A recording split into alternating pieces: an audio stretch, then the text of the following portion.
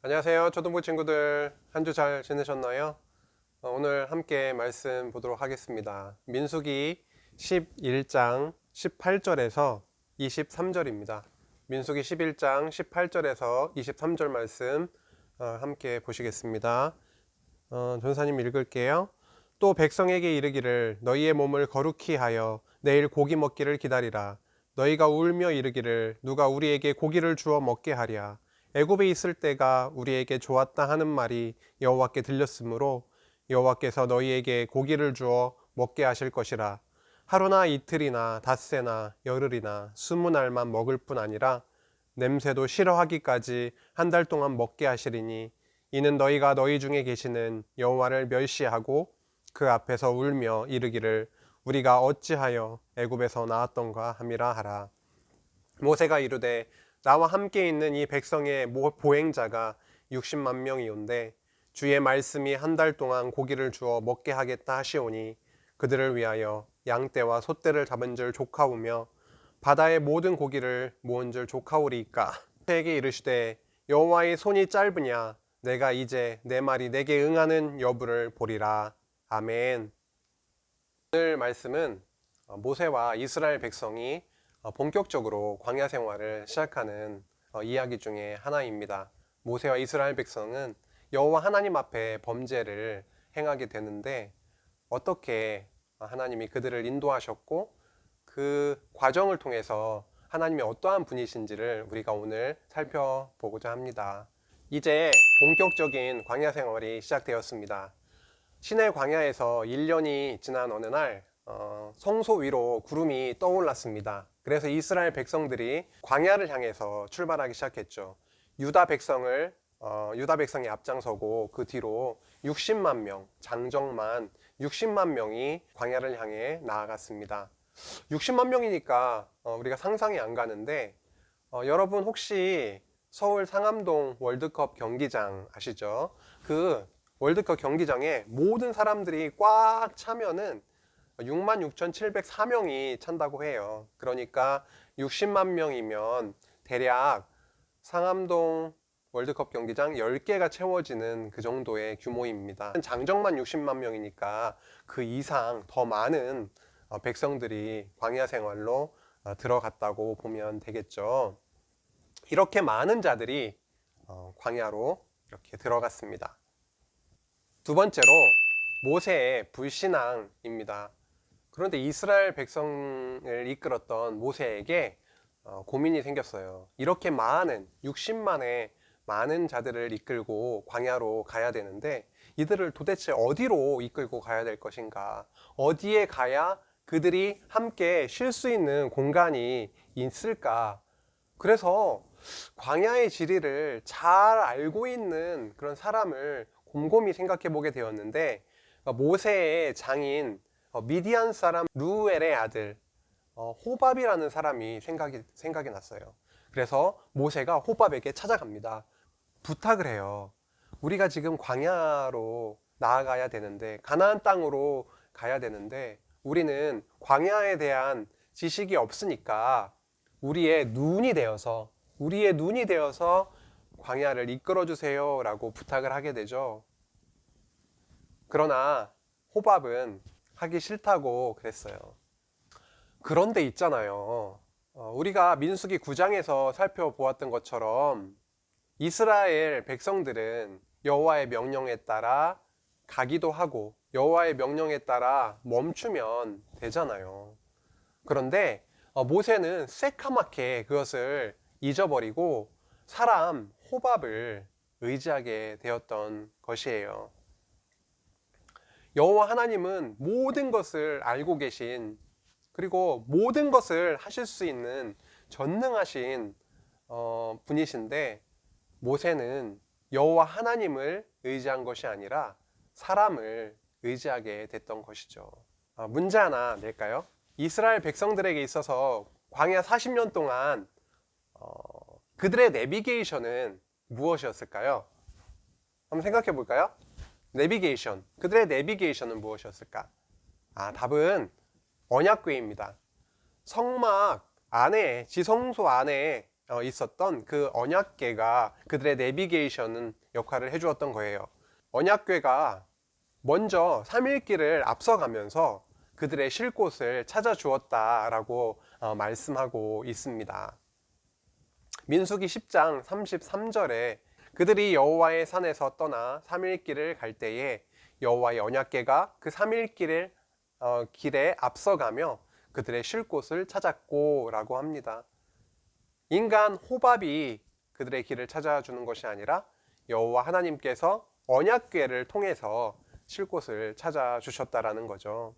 모세는 급한 마음에 인간을 의지하게 되었지만 이스라엘 백성들의 광야 생활을 인도해주는 내비게이션은 인간 호밥이 아니라 여호와 하나님께서 해주셨습니다. 여호와는 모든 것을 알고 계시는, 어느 곳에 가야 물이 있고 어느 곳에 가야 그들이 쉴 수 있는지를 잘 알고 계신 여호와 하나님이셨기 때문에 그들을 인도해 주셨던 것이죠.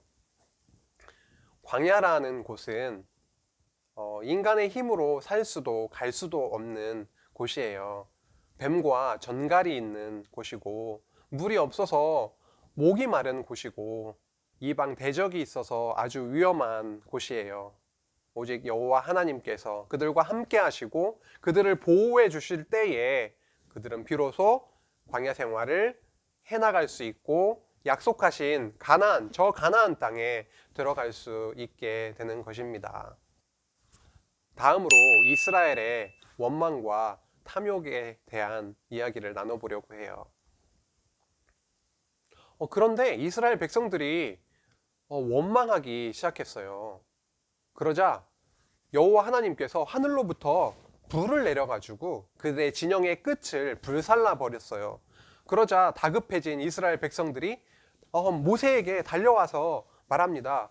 모세여, 큰일 났습니다. 지금 저 하늘에서 불이 내려서 우리의 진영이 불타고 있습니다. 어떻게 합니까? 모세는 여호와 하나님께 간절히 기도드렸고 여호와께서 그 불을 꺼지게 해주셨습니다.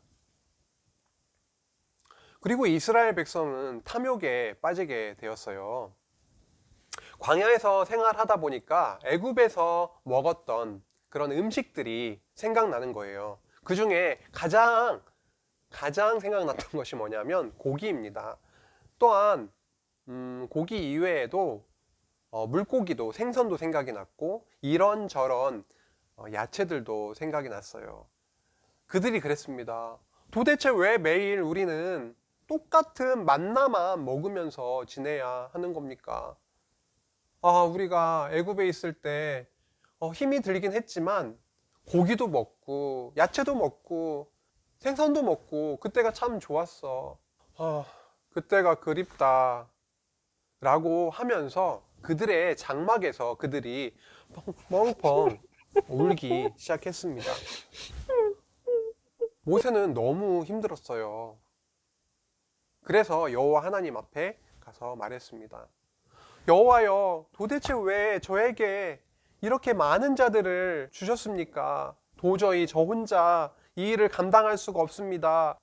라고 모세가 여호와 하나님 앞에 말씀드리자 여호와께서는 모세와 함께 힘을 합해서 봉사할 수 있는 장로 70명을 그렇게 세워주셨어요. 그리고 여호와께서는 약속하셨어요. 내가 너희들이 실컷 마음껏 고기를 먹을 수 있도록 해주겠다라고 약속하셨어요. 그런데 광야에는 여러분도 알다시피 아무것도 없잖아요. 어떻게 됐을까요? 여호와께서는 하루, 이틀, 사흘, 닷새, 열흘 이것이 아니라 아주 오랫동안 한 달이라고 쓰여 있는데요. 마음껏 너희들이 질리도록 고기를 먹게 해주시겠다고 그렇게 약속하셨어요. 그러자 모세가 말했답니다. 하나님, 지금 나와 함께 있는 그 백성들이 몇 명인지 아시죠? 자그마치 60만 명입니다. 그런데 어떻게 소떼를 다 잡는다 한들 그들을 먹일 수 있겠습니까? 양떼를 다 잡아도 먹일 수 있겠습니까? 저 바다에 가서 그렇게 많은 수많은 고기들을 다 모아와도 그들이 먹기에 충분하겠습니까? 라고 말했어요. 그러자 여호와께서 모세에게 말씀하십니다. 어허, 모세야, 너가 지금 무슨 말을 하는 것이냐? 내가 애굽에서 너희들을 이끌어내었는데 그런 나 여호와 나의 팔이 짧다는 것이냐? 내 팔이 짧다는 것이야? 라고 말씀하셨어요. 내가 반드시 내가 너희에게 약속한 그 일이 이루어지는 것을 내 눈으로 똑바로 보게 될 것이야 라고 말씀하셨어요. 다음으로 여호와의 능력과 심판에 대한 얘기인데요. 놀라운 일이 벌어졌어요. 여호와께서 바람을 일으키셔가지고 저 바다에서 메추라기 떼를 그들이 있는 그 장소까지 몰고 오신 거예요. 그래서 동서남북 그들의 사방에 하루길을 가기까지 메추라기 떼가 쫙 깔린 거예요. 하루아침에 고기 천국이 되어버린 거죠. 그들은 낮에도 줍고 모으고 밤이 새도록 그 메추라기를 모으고 그 다음날 하루 종일 욕심껏 그 메추라기를 모으고 또 모았습니다. 그러니 양이 어땠었겠어요? 굉장히 많았겠죠. 성경에서 기록하고 있는데 적게 거둔 자도 10호멜이라고 했으니까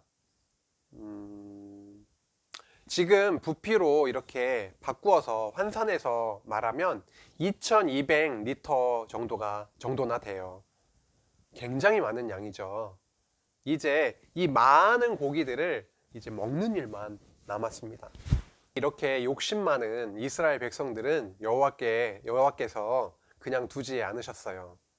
그들이 메추라기를 요리를 해서 그들의 입에 넣고 씹으려고 하는 순간 여호와께서 그들에게 진노하시고 심판을 내리셔서 많은 그 탐욕에 빠졌던 많은 자들이 죽임을 당했고 그리고 장사 지내게 되었어요.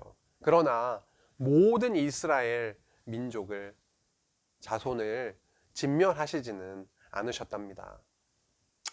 이렇게 하나님은 한 번 언약하시면 반드시 이루어 주시는 신실하신 여호와세요. 그리고 없던 메추라기 때라도 여호와 하나님이 원하시면은 언제든지 몰고 오실 수 있는 전능하신 분이시고요. 그리고 그들이 범죄 가운데 있다 할지라도 사랑의 징계를 내리시긴 하지만 그들을 완전히 진멸하고 모두를 죽이시지 않으시는 사랑이 많으신 은혜로우신 하나님이십니다.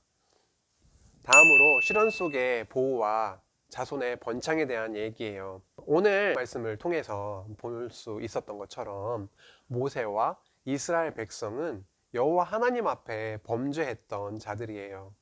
여호와 하나님을 원망했고 멸시했고 그들의 배를 채우기 위해서 굉장히 욕심을 부렸던 그들임에도 불구하고 여호와 하나님은 당신이 그들과 맺으셨던 그 언약 때문에 그들을 완전히 멸망시키지 않으시고 그들을 오히려 보호하시고 인도하셨음을 볼 수가 있습니다. 그때 당시에 20세 이상의 그 어른 세대들은 다 죽게 되었고 하지만 20세 그 아래로 젊은 세대들은 하나님께서 보호해 주시고 번창케 해 주셨어요. 40년 광야 생활이 완전히 맞춰지는 그런 시점에서 다시 인구수를 헤아려 보니까 그 인구수가 60만 1730명이 되었더랬어요. 놀랍게도 여호와 하나님은 그렇게 많은 자들이 광야 생활을 통해서 죽게 되었음에도 다시 자손을 번창케 해주신 하나님 여호와이십니다. 여호와께서는 아담과 아브라함과 맺으신 그 3대 언약, 자손, 땅, 통치의 그 3대 언약, 다시 말해서 하나님의 나라 언약을 광야 생활을 통해서 이루어 가셨어요. 자손도 광야 생활 동안에 번창케 해주심으로 이루어 주신 것이죠. 아브라함에게 하늘의 별과 같이, 그리고 바다의 그 모래알 같이 자손을 번창시켜 주시겠다고 약속하셨던 여호와 하나님께서 광야 생활을 통해 분명하게 자손 번창을 해주셨다는 걸 오늘 살펴보고 있습니다. 우리는 그리스도 안에서 번창된 하나님의 나라의 백성이에요. 이스라엘 백성은 광야 생활 가운데 옛세대는 죽게 되고 새로운 세대가 번창하게 되었어요. 이것은 구약의 언약대로 오신 예수 그리스도께서 이 땅에 오셔서 그리스도 안에서 하나님께서 택하신 자들을 하나님 나라의 자녀로 삼으심으로 이루어 주셨어요. 우리가 이렇게 번창된 백성에 속하게 되었다는 것이죠.